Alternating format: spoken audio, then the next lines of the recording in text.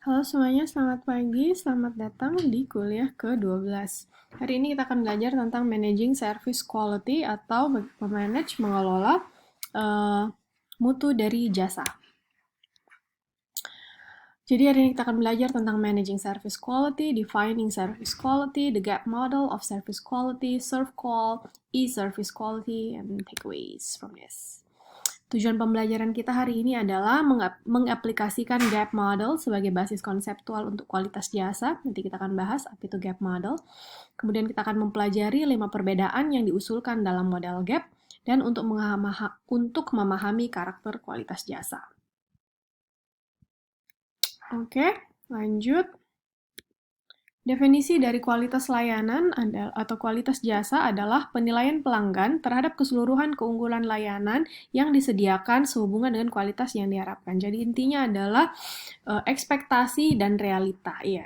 From this to this, ekspektasinya seperti apa, realitanya seperti apa. Nah, penilaian kualitas layanan terutama dibentuk berdasarkan penilaian dari kualitas lingkungan fisik, kualitas interaksi, dan kualitas hasil. Ada orang bernama Sam Walton yang bilang, there is only one boss, the customer. Jadi dalam kita membahas tentang kualitas pelayanan, satu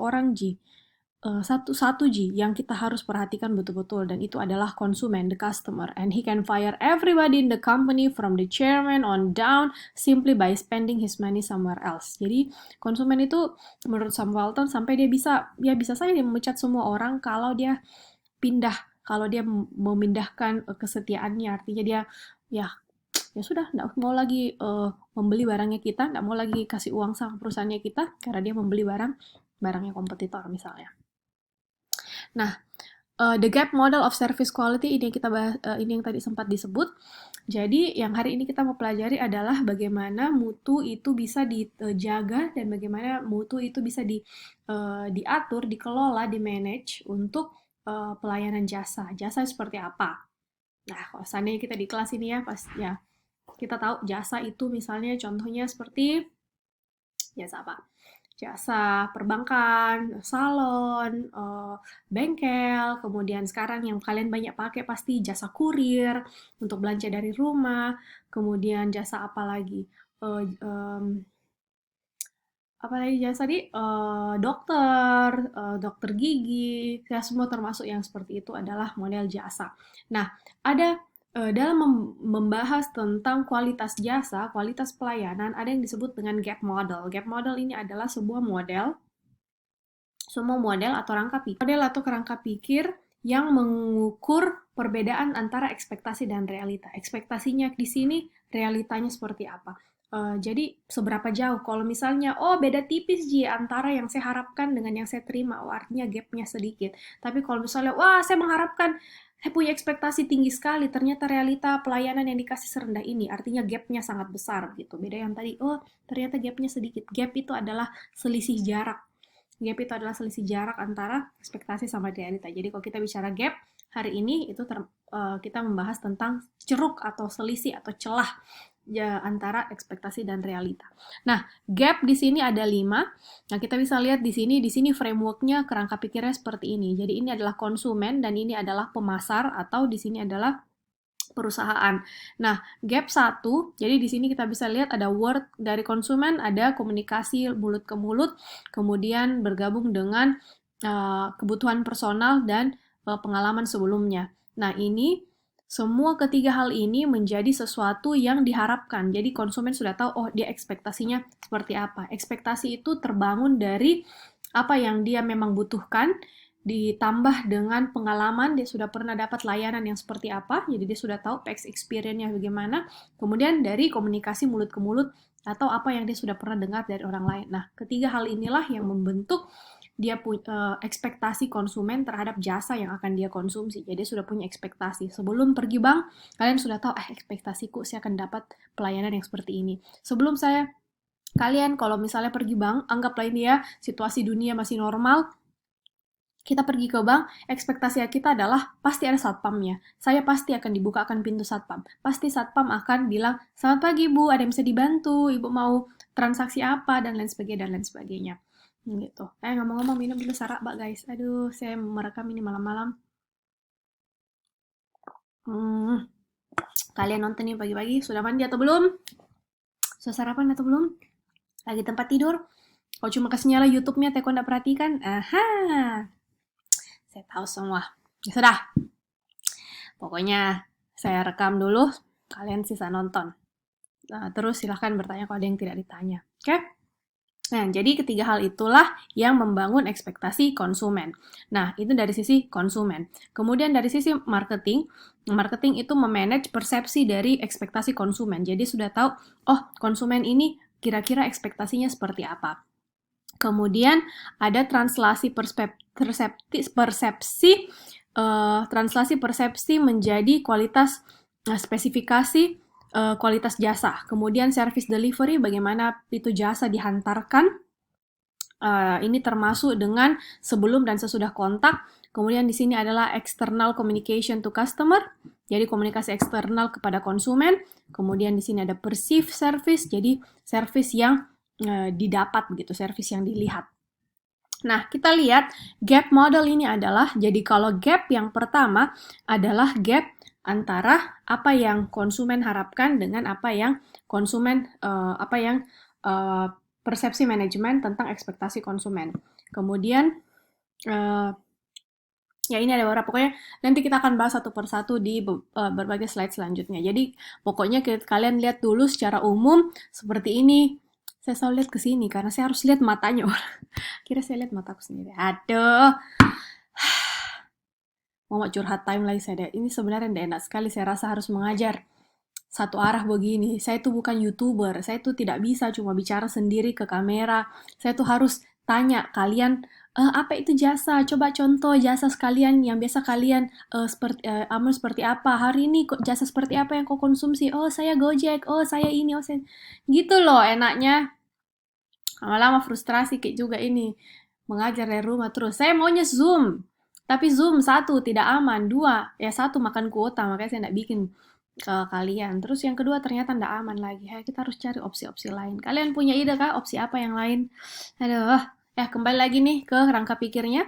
Jadi, gap model service quality ini. Jadi, kerangka pikir jadi rangka pikir ini pertama kali dikembangkan oleh yang namanya Parasuraman bersama Seidmal dan et al. Itu artinya beramai-ramai. Jadi dia ada sama namanya Berry sama Seidhamal. Nah, mereka yang mengembangkan ini. Jadi ternyata dalam pelayanan jasa kita haruskan pasti tetap menjaga mutunya. Nah, bagaimana caranya, bagaimana pendekatan untuk memahami bagaimana mutu itu harus diberikan.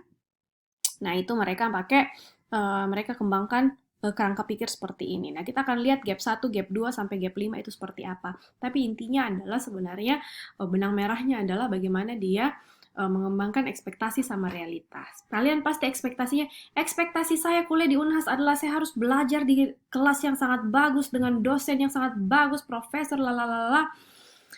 Tapi realitanya, kenapa ini dosenku ala-ala YouTuber, bicara sendiri, aduh.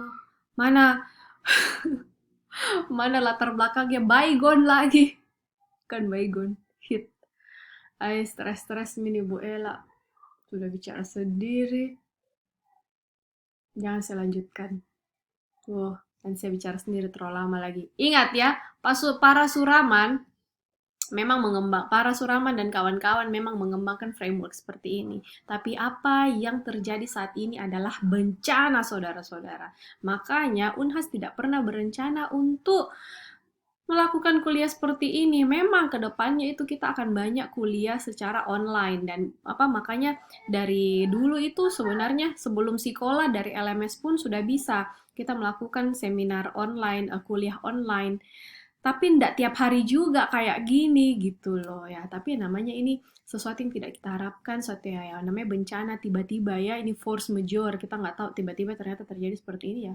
Kita harus lakukan begitu. Jadi walaupun, nah mungkin ini bisa menjadi penelitian tersendiri. Kenapa bisa kalau ekspektasi di sini, realitas seperti ini. Tapi realita ini bukan sesuatu yang dengan sengaja pemberi jasa kasih, tapi memang terjadi karena dipaksa oleh keadaan, dipaksa oleh kondisi. Dalam hal ini, dalam situasi kita sekarang kita dipaksa oleh virus corona, makanya realitanya kita punya proses belajar mengajar seperti ini.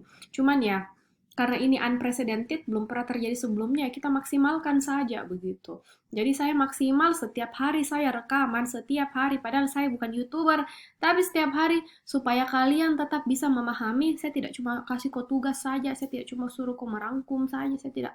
Saya tetap berusaha mengajar seperti di kelas dengan cara, ya saya rekam diriku, ada bahanku, dan saya tetap pakai ini begitu. Nah, tetap saya kasih lihat wajahku harus seperti apa karena menurutku kalau ada mukanya orang dilihat itu lebih bagaimana ya? Menurutku sih beda aja begitu ya. Kalau kita lihat penjelasan dengan lihat mukanya orang yang menjelaskan dengan tidak. Tapi ya, Kak Tommy, kalau menurut kalian gimana? Ya, saya lanjut. Oh, Iwela ini. eh Tipe-tipe gap kualitas, tipe-tipe gap kualitas itu ada knowledge gap. Jadi ada namanya dalam mengelola manajemen mutu dalam pelayanan, dalam service, itu ada tipe-tipe gap uh, antara dalam kualitasnya. Yang pertama knowledge gap, yaitu selisih pengetahuan. Kemudian ada policy gap, selisih kebijakan. Kemudian ada delivery gap atau selisih pengantaran. Kemudian ada communications gap, selisih komunikasi. Ini salah, ini selisih komunikasi ya, nggak pakai H. Kemudian perception gap atau selisih persepsi. Selisih pengetahuan itu adalah selisih antara apa yang ditahu oleh konsumen dan apa yang ditahu oleh perusahaan, sehingga ya kalau ada selisih ya artinya kita tidak mempunyai informasi yang sama. Policy gap artinya selisih kebijakan, jadi antara ekspektasi dan realita itu ada juga dipengaruhi oleh kebijakan. Jadi maksudnya perusahaan mau kasih yang paling sesuai standar yang perusahaan mau. Konsumen juga mengharapkan standar yang paling baik, tapi karena dihalangi oleh kebijakan, dihalangi oleh peraturan-peraturan pemerintah, yang mungkin pemerintah punya alasannya tersendiri kenapa dibikin peraturan seperti itu. Misalnya nih kayak waktu kasus Gojek yang beberapa tahun lalu. Jadi waktu Gojek dan Grab itu semakin booming, itu kan sebenarnya konsumen merasa sangat diuntungkan karena mereka bisa dapat transportasi yang cepat dan murah, terus perusahaan senang karena mereka bisa jualan, mereka bisa menjual jasa layanan Gojeknya, Grabnya. Tapi di sini pemerintah lihat bahwa, loh, tunggu dulu, kenapa ini Gojek bisa cepat sekali memberikan apa namanya, bisa dia cepat sekali dengan mudahnya kasih dirinya jadi transportasi umum, sementara perusahaan-perusahaan lain seperti taksi, PT-PT, itu kan semua harus melewati uji, segala macam uji, harus diuji keamanannya, dia harus diregistrasi pemerintah, dan segala macam, berbagai macam peraturan yang sudah berpuluh-puluh tahun dilakukan sama pemerintah dan ditegakkan oleh pemerintah dan dilakukan sama perusahaan transportasi umum lainnya begitu. Jadi ada selisih kebijakan di situ. Jadi ada ekspektasi konsumen yang mau yang murah dan cepat, ada juga perusahaan yang bilang, oh ya saya bisa kasih kau murah dan cepat, tapi di sisi lain pemerintah bilang, ih tapi tidak aman, nanti kok diculik, nanti kok apa. Jadi pemerintah punya banyak pertimbangan kenapa mereka dulu bikin peraturan seperti itu. Kalian ingat nggak pernah ada kejadian seperti itu?